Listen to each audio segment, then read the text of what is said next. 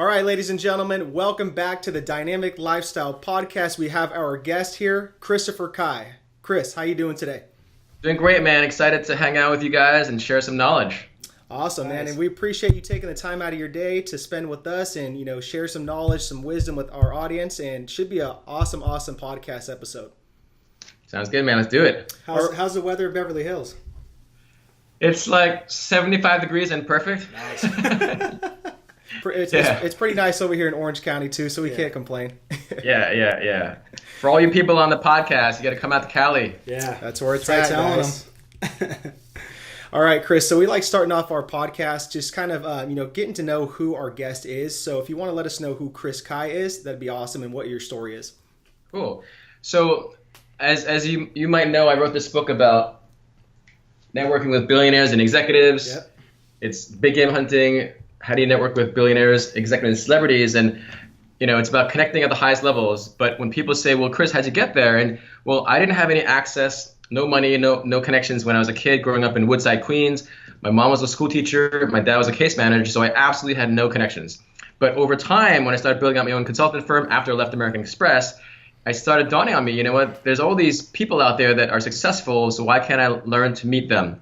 But it all started as a 7-year-old kid in my second grade class at St. Mary's Elementary School in Woodside, Queens. And I noticed that it's really hot and humid during that time of the year. And I have a little portable handheld fan. It was cool. And then my students kept asking me, hey, where do you get that little fan from? I said, well, I bought it in Chinatown. Do you want one? And they said yes. So that was my first entrepreneurial sale as a 7-year-old hustler, selling this little portable handheld fan, battery operated, to my classmates. And then I started selling like firecrackers, and I started raking leaves and shoveling snow. Like, to be a 9-year-old kid in New York City shoveling snow with my buddy named Jaco. I couldn't pronounce his actual name, is Jacques.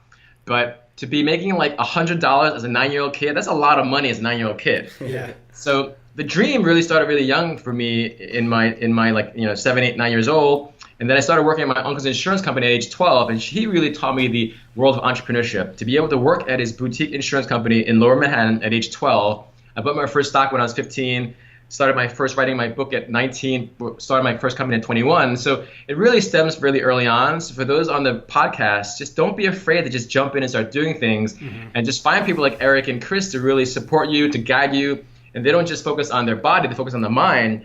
And so that was the foundation. And then when I was in my 20s, I worked at American Express and wasn't really too fond of that. And now I've been on Cali for some time, and just building out my GPS program, as you know, the gifted professional speaker program, where I teach entrepreneurs like yourself, how do you create a bigger platform? How do you get into events for free? How do you speak so that you're elevated to this VIP where people come to you now? Right. So any small business owner, I highly, highly encourage you, be a speaker, because you will have prospects coming to you.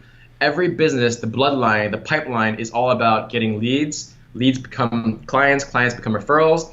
When you're a speaker, those leads all come to you. So just absolutely get involved with being a speaker. Right. And so would you say, what was that main driving force, though, like that aha moment where you're like, you know what, I need to write this book to help people out with networking? Well, it's kind of like you guys, right? Chris and Eric, like, you recognize you have a story. And networking, literally, if you want to change your life, you have to change relationships. And it's always about what do you add value in life. And people kept asking me, Chris, you got to write a book about networking. Chris, you got to write a book about networking. And so for me, I want to serve. And if I have certain gifts, which we all do, and my gift is connecting, then I want to write a book that's concise.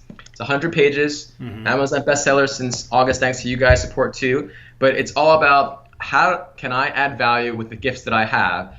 And if I keep getting asked, Chris, you got to write a book, so I'm going to serve my community. So that was the impetus of it.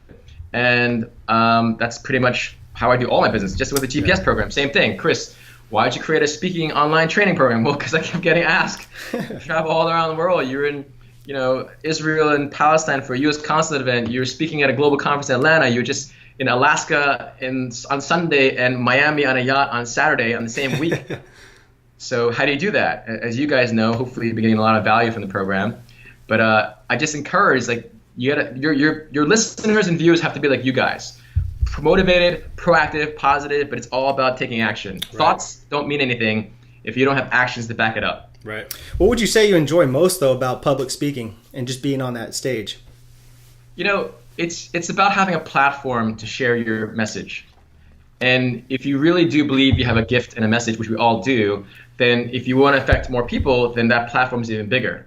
So it's all about that connection. When I have an older man named Mark walk up to me after my speech, near tears, saying, yeah, Chris, I was bullied as a kid too. When a guy named Klaus comes up to me from Germany and says, yeah, I had really big ears and I was bullied too. Or a woman who has been told she was ugly by her own mother. These are those personal connections where, for that moment, you've helped this person move past their pain. You've helped this person move past their scars. And that's very gratifying to know that visceral, emotional response. And I'm sure you guys know that from a client standpoint, how literally life-changing it is. So that constant life-changing response between the audience and me is so phenomenal. Right. That's awesome, man. So let's stay on the book topic. And for all you guys, we do have a copy of the book. We'll plug the book later. It's amazing, man. I really enjoyed it. So one thing that stood out to me in the book is when you said when you talked about profiling a big gamer. Mm-hmm. So can you tell us what you mean by that and why that is so important? Yeah. So first of all, define big gamer. Big gamer is a person of influence in your industry. So let's say our industry, Gary Vaynerchuk would be considered a big gamer, or even Tai Lopez, who you guys know is a big gamer. So first of all, it's just defining, if you want to be more successful, you have to meet these successful, what I call big gamers. And so a profile of that is, let's say I want to meet, at the time before I wrote this book, my clients made $100 million. And my profile would be a male who makes $100 million, 40 years old and higher. The industry didn't matter, but as long as they needed someone in strategy, business development, and marketing. So I was very specific, right? But a lot of us business owners sometimes, at least I don't think of that way now, but a lot of new business owners, they don't even have a profile of who they want to meet. So if you go to a networking event, you're literally wasting your time if you don't have a profile in your mind, because when you walk into the room, if no one there fits your profile of your big gamer, why are you in that room? So it's all about doing the research, and it's not about working in the room. We've all heard that phrase, oh, Eric, Chris, we got to work the room. I'm really good at working the room. I'm like, yeah, that's a waste of time if you're in the wrong room. So with my book, I talk about how do you find the right rooms, but before you find the right rooms, you have to profile this big gamer, the person of influence. And beyond this, the money thing, Eric and Chris, it's all about, you learn so much. You get inspired by these people. Yep. And so you get inspired, you get informed, and actually build courage. Because for me to walk up to Richard Branson or to Elon Musk, these are or to President Clinton, that's not easy to do, because President Clinton has all these different Secret Service around him, but it's about the story, So it's all about researching who you want to meet, because if you don't do the research, you're pretty much wasting your time. Right. No, I think that's so key what you said, because we went to the Thrive event over in San Diego a couple of weeks ago, and we were literally raving about this to our clients, our social media, everything, a couple of weeks after, and we told them that we literally had the lineup of the speakers, 26 speakers. We sat down, made an Excel spreadsheet, and said, you know what, these are the people we want to meet. We're going to go up to them, shake their hand, take pictures with them, and just connect with them, and that kind of leads me to my next question. Why is it so important these days to have such a strong network and to strive to build such a strong network? Well, so this is the crazy thing, right? I wrote this book. I already knew networking is powerful, because we all know this, right? But it's based on science. There's a guy named Ron Burt. He literally studies networking. And he found that your network is the #1 best predictor for your career success. Mm-hmm. And this is why. It's because a lot of us growing up, let's say I grew up in Woodside, Queens. I went to a Catholic school. I'm Asian. So if I only hung out with people that are Catholic, Asian, and in Woodside, Queens, but the income level there is maybe $50,000, well, how am I going to get to $100,000 or $500,000 or $1 million? Mm-hmm. So this whole network is the best indicator for your career success. They have something called open networks. Open networks is, well, you guys are from the Bay Area, but you're really passionate about fitness. If I want to grow and be more healthy, I have to branch out of my closed network and come to a more open network and meet you guys. So it's so important to meet people that aren't just looking like you, acting like you, especially if you want to make money. If you literally say, okay, how many millionaires do you know? And if your clients say, I don't know any, but you say you want to be a millionaire, well, what probability do you have of being a millionaire if you know none? Correct. Right? So for me, I want to be a billionaire, and I will be. Well, I have about 37 people that are billionaires in my roster. Yeah. Right? So it's not realistic to change the world, to make money, if you're not surrounding yourself with people either physically or online or in books. And with your podcast, that's kind of why you provide so much value, because I don't just go on a podcast, as you kind of know, I wasn't really sure if I had time, but you guys are persistent, you had great energy, and you made an investment, right? So it's kind of cool that, you are a model of what your listeners and viewers should be doing. Yeah, man, great point. Yeah, that's powerful. So we touched up on earlier about, why you enjoy doing public speaking so much. So my next question is, which really quick, dude, you're a really great speaker. I mean, when we heard you talk at TIES, I was like, whoo, I was hooked. So yeah, props to you for that. But what do you find to be the most challenging thing about public speaking? Well, for me, it's different because I've been doing this for 15 years. So for me, the challenge is always being grateful. Like if I'm giving 3 speeches from literally Alaska to Israel to Miami, I'm speaking at Google in 4 weeks, so I'm very grateful. So it just reminds me, it's like Michael Jordan had an awesome line. Michael Jordan was asked years ago, even though he has a pinnacle of his success, he said, what drives you, Michael? What drives you given that you're like MVP, all these championships behind your belt? And he said, there might be one person in the audience that has never seen Michael Jordan play. So I'm playing for that one person. Now, granted, someone on this podcast might be like, whoa, Chris, you're comparing yourself with Michael Jordan. I'm like, yeah, because we're all people. And that's the thing. Like, if you want to speak and have confidence, you have to literally say we're all people, we're all human beings. I don't care if Michael Jordan's a very successful guy, because when you break it down, he's a dude that threw a leather ball into a basket well. I mean, yes, he's an athlete, but when you really think about it, you guys are changing people's lives by building their health out. Michael Jordan, yeah, he's an entertainer, he's an athlete, but what I'm saying is, like, at least for me, the challenge is always being grateful, knowing that every single opportunity to speak is a blessing. But for people that are beginning to speak, the challenge might be just doing it. Yeah. There's so much hesitation. They think, oh, Chris, I'm not a great speaker. I don't know what to say. Well, that's why I created this GPS gifted professional speaker program, because you look at Elon Musk. He's not a great speaker. Even Steve Jobs, he wasn't necessarily the great speaker, but as long as you have a message to share, and that's the key thing, having an authentic message, that's probably the most important thing that I want your listeners and viewers to know, that the problem isn't you speaking. The problem is you thinking that you cannot speak. It's all about mindset. Yeah. So for me, again, when you ask that question, it's really about being grateful for all these opportunities. For the viewers, I want to take it back to the viewers and why they listen to these podcasts, because it's not about me or even you guys, even though you guys are cool. But for them, the problem often I see is they don't believe they can be a speaker, because it's like, oh, a speaker is that person. They're not me. I'm like, no.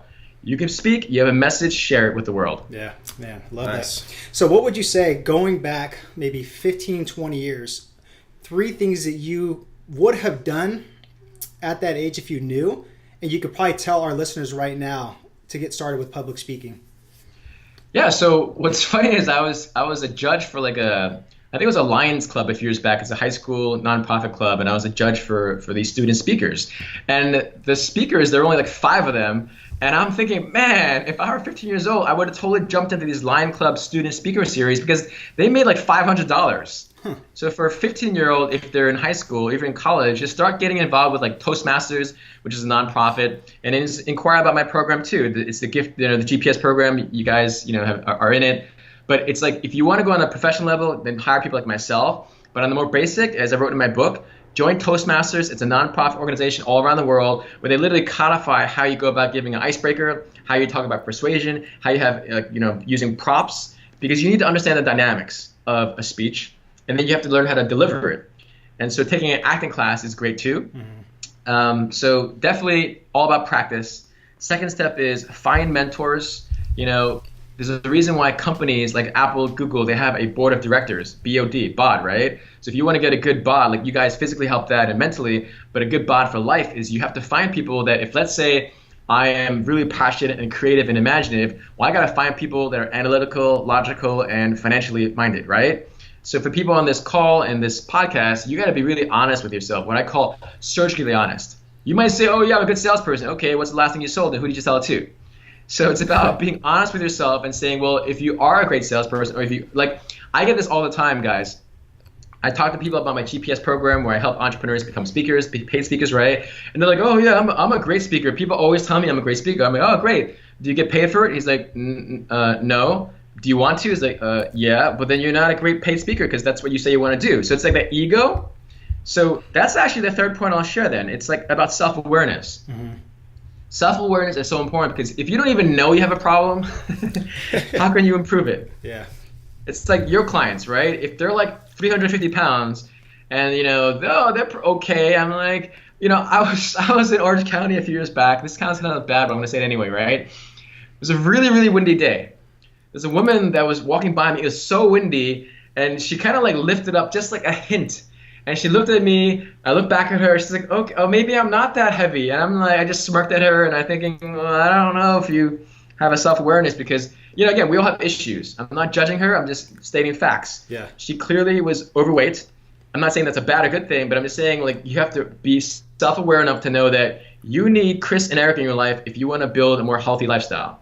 You need me in your life if you want to be a professional speaker, a master networker, build your business, right? Yeah. So the 3 points to summarize is have a self-awareness of what you don't have and find the people that you need to become who you want to be, which is where the mentors come in. Because mentors are like the carpool lane of success. We've all been in traffic jams. We've all been in traffic where it's like a headache, especially in Los Angeles. When you have a mentor, it's literally like your carpool lane of success. And then the last point is, what did I say? Self-awareness, mentorship, and remember? I don't know. I was so mesmerized by that quote you just said that the mentors are like a carpool lane to success. Mentors are like a carpool lane to success, and it really is true. And then the last one is just be bold. Be more bold. I mean, I didn't have people telling me I was an entrepreneur's kid, even though my uncle taught me, but it wasn't like an official, he's my mentor, he's a big gamer, I am this mentee. But looking back, when I give speeches, you want to credit the people that helped you become who you are. And for me, it's my mother, who created a massive foundation, and she was not even a tiger mom, she was like a freaking dragon mom. And my uncle, who really created a foundation for entrepreneurship. Yeah, gotcha. That's awesome. I like that. So Chris, we've been talking about your GPS program a little bit, hinting it out here and there. So please tell us a little bit more about it and what your vision is for this program going forward.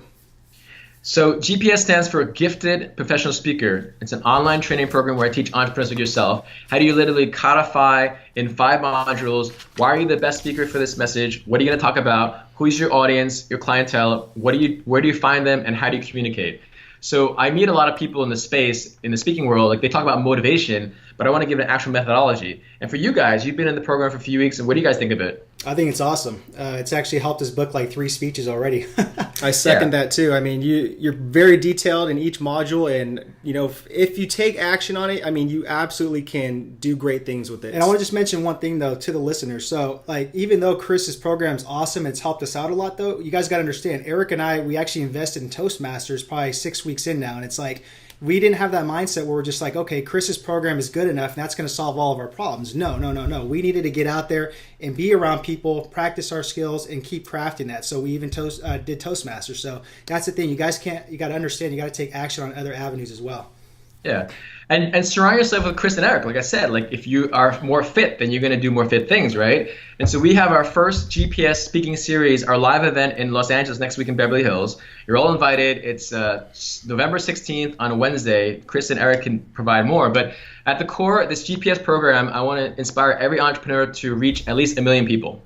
And it might seem lofty, but really online now, you literally can meet 1 million people and meet and inspire 1 million people. So my clients are primarily business owners that want to do better.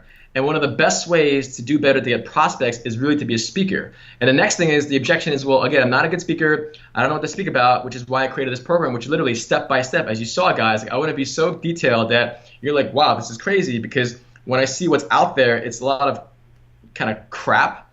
And for me, like I've spoken, let's say, a U.S. consulate event. I've spoken at American Express. I'm speaking at Google. I've spoken at nonprofits and colleges and associations. So I have a very large breadth of experience. And again, if you have all this experience in the world and you're not sharing it, then you're just wasting your time on earth. Mm-hmm. And so with this program, whether with a book, whether with this GPS program, which actually will be featured on Forbes magazine tomorrow. It's awesome. Congrats. My GPS program, which you guys are part of, will be on a Forbes magazine tomorrow. And it's about 10-pole stories. As we talked about this before, like how do you share stories that inspire people? And so the program is really to help entrepreneurs really raise their awareness about who they are as a person, inspire the world, travel the world, but also get more referrals, get more leads. But I give it in a systematic way. And we have support where we have live calls, and then we also have a GPS private group, which you guys have been very active on, because again, I want to know that you guys are getting value, because your success is my success. And when we all succeed, we just change the world. Yeah, that's awesome. So this GPS program is an investment, so that leads me into my next question. Chris, what has been the best investment that you've made so far? This could be anything from like time, energy, family, an actual product, an investment, something like that. Mentors. Just accepting that you have to make an investment of your time and money. And it could be as simple as literally, I have a client, he literally sold his company for $100 million. And he kind of he had a party in a mansion in Beverly Hills during New Year's Eve. And I think I dropped $400 that night. Not a lot of money, but the dude's a multi-millionaire, and he's asking me to flip the bill for the limousine, and there's a lot of girls there. So that might not seem like an investment, but I'm investing $400 to go to a party that I don't really care about because I go to a lot of mansion parties, but to keep knowing my client. And I ended up meeting like Apollo Ono, who's like an Olympian there, right? So if people are not making investments of their time or money, they're not being realistic. So I invest in different programs, different events, different coaching, because if you're not investing in that stuff, it's not realistic, which is ironic because, again, we were just talking about this yesterday, right? If my program costs $2,000 right now, it's probably going to go up a lot higher, but it's like, if you're not stretching yourself, whether financially or in terms of your time, you're not going to do better, right? And I recognize that might be a lot of money for certain people, but if you don't stretch yourself, you don't get any further. And I moved to Beverly Hills last year. Is it more expensive? Yes. But the access points I get, the resources I get, the referrals I get, it's phenomenal. So at the time, I'm like, yeah, do I want to spend this money, living in Beverly Hills? Like, I do, because it's an investment in my future. And a lot of people, they want the success, but they don't want to invest the time or money. Right. And if you don't invest the time or money, sorry, you're not going to be successful. Right. Or they don't want to just deal with, having to go through a little bit of a struggle at first. They want that instant success, instant gratification right away. And I mean, obviously, a lot of us wish it worked like that, but it just really doesn't. But that's the beauty of life, though, Chris and Eric, right? Like, just like literally, your muscles, if they don't stretch, if they don't break themselves, you don't grow. Right. And life is the same way. And that's kind of why with my program, the GPS, it's like, look, man, we have one of our clients. She's only 20 years old in Sweden. Shazad, giving you a heads up. She asked me point blank, Chris, do you think I'm ready for this? I'm like, yes. You know why? She has more chutzpah, courage, determination, and drive than other people I've met. Because it's not about age. She has fire in her eyes, as you might have seen on our calls. Like, I'm inspired by her. Yeah. And so for her to actually make money as a speaker is a lot higher than the 45-year-old guy that said no because he's scared and afraid if he doesn't have enough value, even though he has a nonprofit in 40-plus countries, he's an executive. And yet this 20-year-old woman in Sweden jumped in because that chutzpah, that courage, that tenacity, that boldness, that will trump anything in life. Yep. Right. And she believes in her message, which is very, very important. Yeah, she believes in her message, and she talks about networking, so I'm helping her out, and I connected her with you guys and obviously some of our other clients, but she's doing everything she should be doing. When I first met her at Tai Lopez thing via the screen, she asked a lot of questions. So she did what I always encourage in my book: make sure you stand out. Just because you say, hey, Chris, can I get 5 minutes of your time? I'm like, no. I don't have time for 5 minutes here, 5 minutes there. Just like you guys are busy, but ultimately I want to help you grow your business because you made an investment. So everyone on the call and interview, you have the cynical people like, oh yeah, Eric and Chris are trying to sell you something. Yeah, we're trying to sell you something because we have value. You should be selling something of yourself, whether at a job or at a company. If you don't feel that you should be selling something, you don't have value in yourself, or you don't see value in yourself. And that's a really, really key thing. Yeah. Some of my clients or some of the prospective clients, they don't feel that they have value enough to charge. And I'm like, look, you're authentic, you're genuine, you have a passionate cause, and so it's just like that switch that no one told them they're speakers. So I'm saying, Eric and Chris, you guys are going to be great speakers. And I believe it. Why? Because you're authentic, you're genuine, you follow up, you have a message, you have methodology, right? But these are specific things I'm sharing with you. It's not just I'm floating on their ego. No, this is specific that I really believe in you. And we've known each other for almost 4 months now. No, 2 months. Yeah. Yeah. Gotcha. Okay, Chris, so if you had all the money in the world and could change one problem and solve it, what would that be? Well, I'm going to solve this problem, which is homelessness in LA and in the country and the world. I'll start with LA because, as you might know, you'll be involved with the program. I started the only homeless youth program of its kind at the largest shelter in the country in downtown Skid Row, where we teach career and life skills for homeless teenagers. And I started this 6 years ago. So that's an issue that I want to solve relative to homelessness and the kids. And on a macro level, the legacy that I will add is really having a United Nations meets a Boys and Girls Club where I'm inspiring student leaders to solve world problems. So that's actually a goal that I will be doing in time, and I'm building up this foundation now. So I'm really passionate about education and teaching our leaders, not just saying that, but doing it. That's amazing. So it just sounds like you really want to give back, and I really, really respect that. Absolutely. It goes back to the thing, right? I was just checking recently. There's 2.6 million people that died last year, according to CDC. 2.6 million people. And when you really think about it, we're all going to be gone one day. And now that sounds kind of morbid and scary and gloomy, but really, if you know we're going to be gone physically at least one day, well, why wouldn't you be doing something now that has value and has meaning? Now, granted, I know that we all have to make a living, but why not make a living doing something you love, but also helping people? Because I don't really believe the whole do what you love and the money will follow. Mm-hmm. Like Steve Jobs can say that, Donald Trump can say that, Bill Gates can say that, Warren Buffett can say that, but they're all in scalable industries. I've met thousands of artists, singer-songwriters, actresses, they're doing what they love, but the money's not following, which is why you need people like you, Eric and Chris. If you want to be healthy, you have to and make investments. If you want to be a better speaker, network better, you have to make investments. And so that's kind of the unfortunate reality where people want to be successful, but they don't want to make the investments of time or money. And I'm like, sorry, you're not going to be successful. Yeah. Oh, sorry. Yeah, spot on, man. Really is. All right, so we're going to move into what we call rapid dynamic questions. So, you ready for this? Rapid. That sounds cool. I like that. Rapid dynamic questions. Awesome. All right, first one. What are you currently doing self-development-wise? I just woke up yesterday at 5 o'clock in the morning, and I felt like I had 3 days in one day. So I'm always tweaking my own daily schedule. And for me to feel like I had 3 days in one day, that's phenomenal because I've never really woken up early. So I'm always constantly iterating. Literally, I sleep, I shower in the dark because it just gradually leads me into more restful sleep, right? So I'm always focusing on how do I constantly improve myself health-wise, because if you don't have a firm health-wise, you don't really build out a more sustainable career or life. Gotcha. I like that. Did you get a midday crash or anything from waking up so early? Just a little bit, but that's something that I normally have anyway. But I was just so amazed that, like, let's say I woke up at 5, I did a little jog, I meditated, I ate, and by like 11 o'clock, I'm like, whoa, I just felt like I had a whole day already. That's awesome. Yeah, I mean, productivity through the roof. So, Chris, if you could have dinner with one person and this person could be dead or alive, who would that be and why? I would actually want to meet my mother when she was like 15.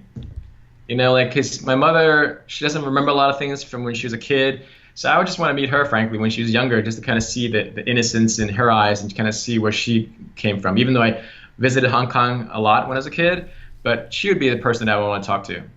That's really cool, man. I haven't heard that answer yet, so yeah, I like that. So would you say you're impatient or a patient person?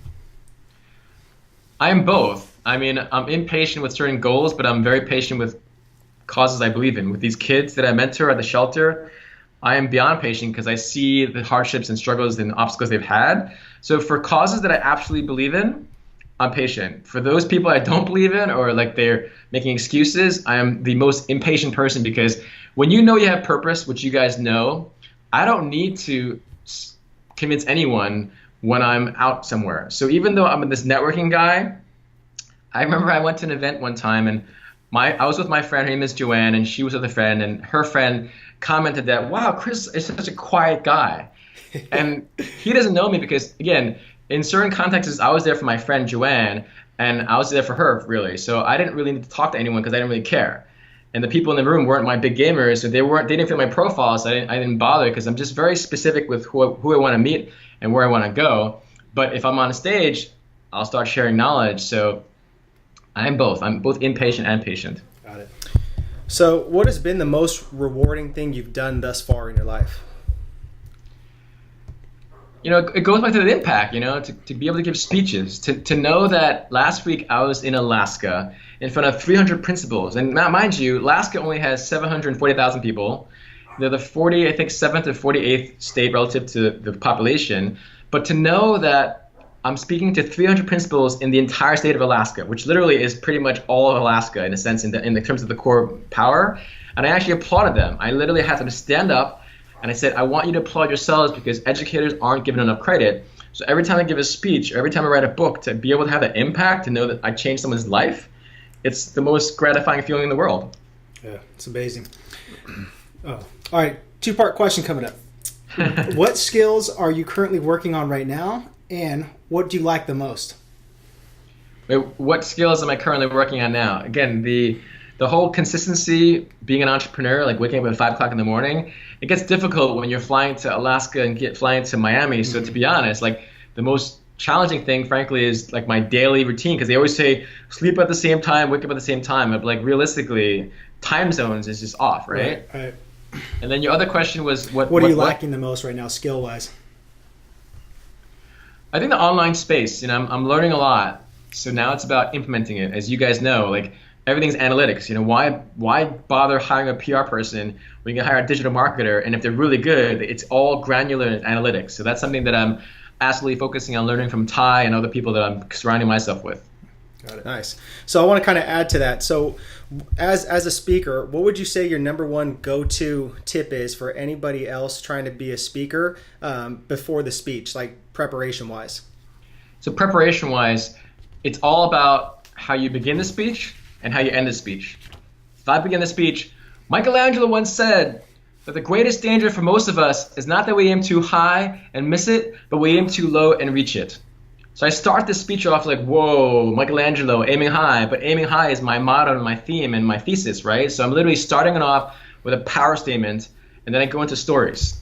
So it's so important, if you give a 45-minute speech, a 15-minute speech, you have to start strong, and you have to record yourself and start with that one line. You literally record it so much and say it so much out loud that you know it like a prayer.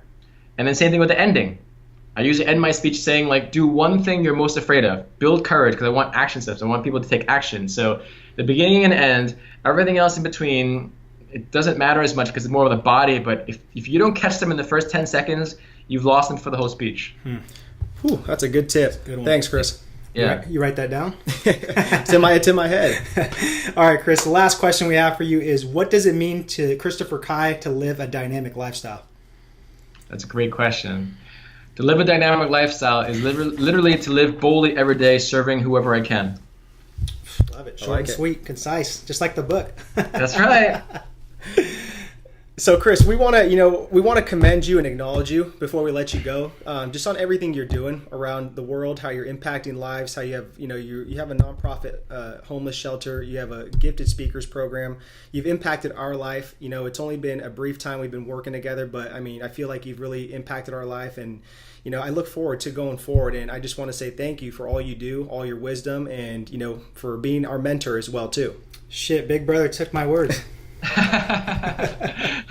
Like I said, when you ask what do I most enjoy, I enjoy genuine feedback and connection like this, because that really at the core is what life is about.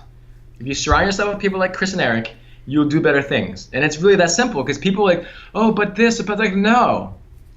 Own up to your life. Don't settle for mediocrity. Know that you're magnificent. Know that you're powerful. But if you don't hang out with people like Chris and Eric or myself, you're not going to be powerful. And again, people that are cynical and negative, like, well, Chris, you're being I'm not being boastful. I'm being honest and direct. There's a difference. Yeah. Well, we appreciate that. All right, Chris. So where can our listeners visit you, your work, and get more information about the GPS program? Yeah, they can just email me at chris@christopherkai.com. My last name is spelled Kai, so chris@christopherkai.com.